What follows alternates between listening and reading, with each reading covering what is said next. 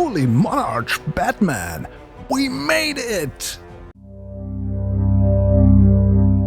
Hello everybody, and welcome. No, this is not Kerbal Space Program. This is Batman Arkham Origins, the third game in the Batman Arkham series, which I'm currently trying to play through when I have the time. It's actually a fun series, I really enjoy it, but what I don't enjoy is... Actually, this is, for me, so far the weakest part of the series, mainly because Mark Hamill is not speaking the Joker and Kevin Conroy is not speaking Batman. That really took me out of the immersion. But there is a Batwing in here, and when I hear Batwing, I am reminded of this scene from Tim Burton's Batman. So I thought, well, why not put all of that nostalgia to good use and build a Batwing in Kerbal Space Program 2, since the new procedural wings that were introduced in this game compared to the original offer me some more capabilities than KSP-1. And what you can see here is basically just me building out a prototype. I just wanted to see, since the Batwing, I mean, if you look at it, it is basically just a Batman logo and it doesn't look that well in regards to aerodynamics. So I just thought, well, maybe if I just prototype a thing that consists mainly of wings without any, well, control surfaces that you can really discern from first glance. Let's see what happens, because maybe it's totally uncontrollable and I can abandon doing some real thing. But of course it has to be black. Unfortunately, black in Kerbal Space Program is more like a darker gray. But yeah, let's see how it does, shall we? And yeah, I think I overdid it with the control surfaces, because basically everything on this thing is a control surface.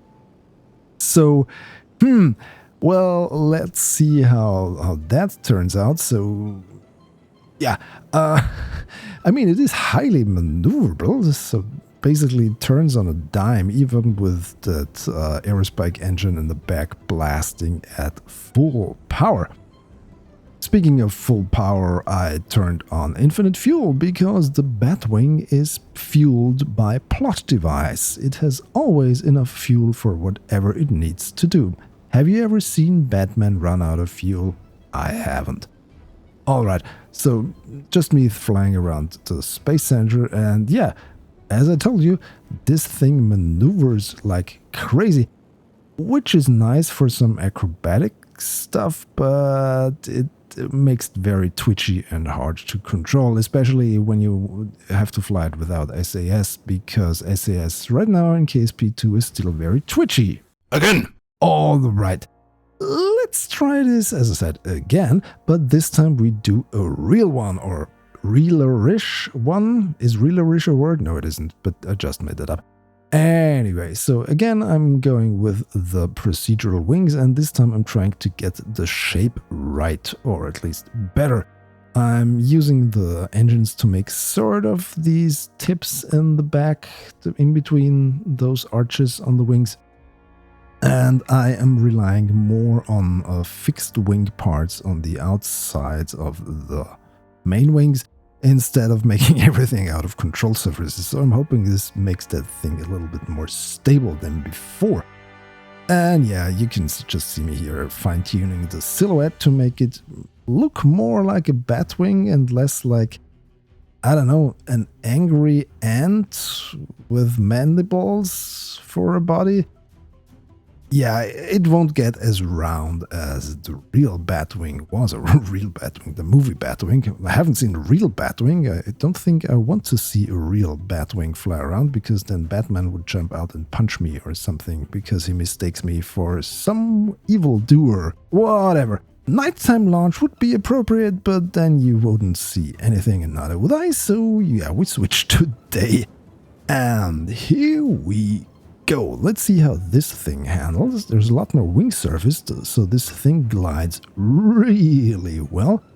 And since we were just down to two control surfaces, one on the wings and the two up top, basically the ears acting as control surfaces, it's actually pretty manageable. Well, yeah, unless you have SAS, and that flapping you just saw, that was SAS not knowing what it should do. And look at that, the silhouette, I think, is rather nice for such a, well, not blocky, how do you call it?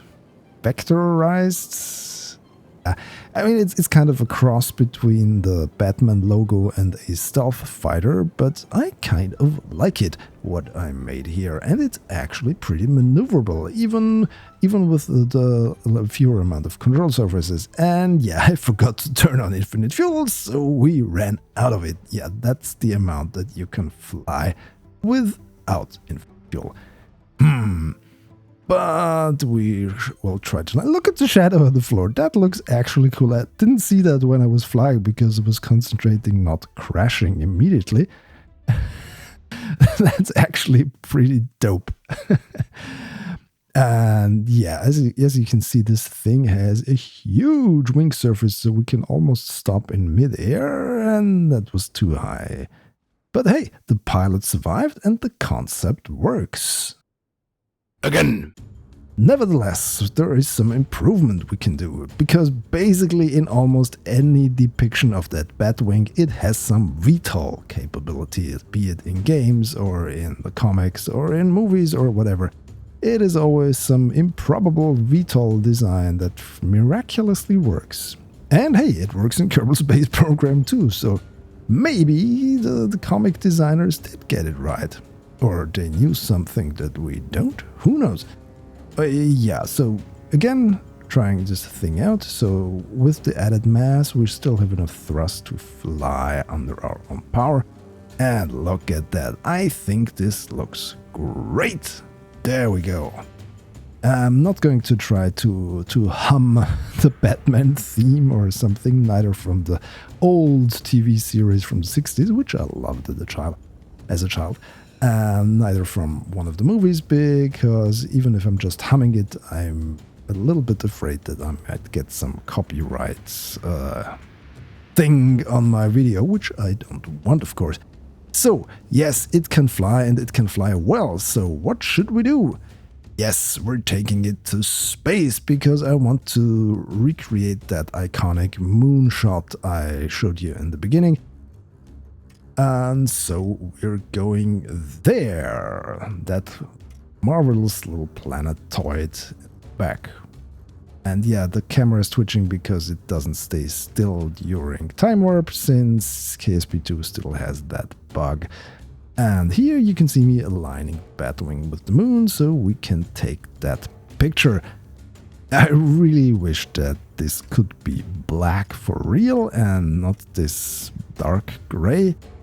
But yeah, I mean, Batman's costume isn't always completely black, it's sometimes gray. It was a little bit bluish in the past, so yeah, what do you think? What's the best look for Batman? Which color scheme, which suit, which, I don't know, which comic series? I don't really read comics, but maybe some of you do, so let me know in the comments what you think about that. What I thought here is, since the VTOL engines are very well aligned with the center of mass and the main engines aren't, they're great for atmospheric flight, but not so much in space because they're not in the center line of mass. So yeah, it was really hard to control it, but with the VTOL engines, you just have to think a little bit where to point the thing, and then it works. And here we are at the moon arch you saw in the beginning. And yeah, I want to fly through that, of course. If you don't know, there's a lot of Easter eggs in Kerbal Space Program 2, and I made a separate video on those where I visited them and talked about them and asked some questions to all of you what it all could mean, because I, for one, don't know. Only the developers know, and they're not telling us, at least not yet. So here, fast forwarding to getting my approach right. And then, yes, we've lined up with the moon arch opening, and let's get it through. So Robin, who is also on board because this is two-seater, can say his iconic line. Holy moon arch, Batman! We made it! Yes, I know I already said that in the beginning, but this brings back so many memories of childhood TV series. Anyway, that's my Batwing in Kerbal Space Program 2. And hey, now it looks black. Hey, maybe I should have played with the lighting a little bit more. Oh well, the next time. If you enjoyed this video, please subscribe to my channel for more and follow me on my social thingies. The links are in the description. Thanks for watching. Goodbye.